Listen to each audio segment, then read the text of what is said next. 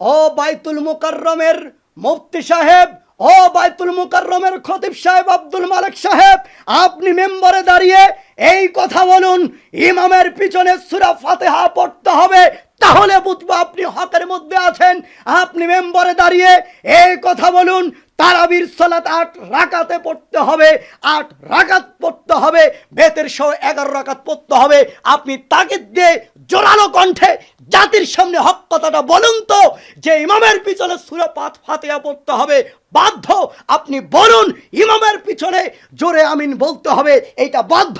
আপনি বলুন যে আপনার 11 রাকাত সালাত আদায় করতে হবে, তারাবির সালাত 8 রাকাত পড়তে হবে।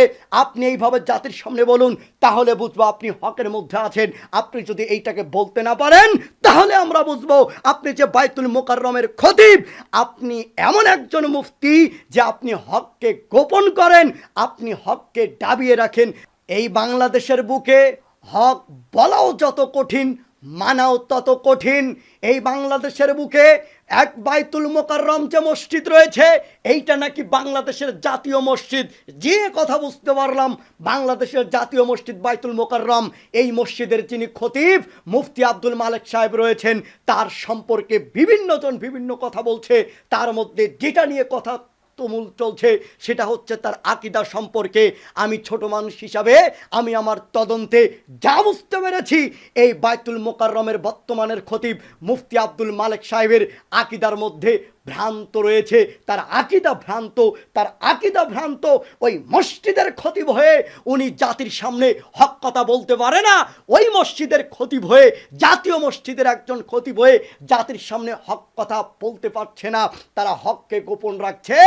আমি আপনাকে কি দিয়ে বোঝাই? এই কথাগুলি বললে হয়তো আমি দোষী হয়ে যাব।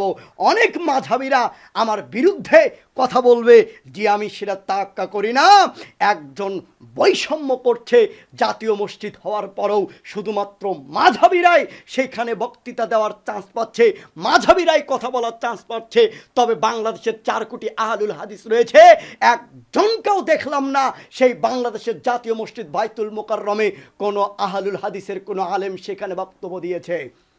আমরা ছোট মানুষ, হয়তো আমাদের তেমন জ্ঞান নেই, আমরা সেখানে বক্তৃতা কথা বলার সুযোগ পাবো না।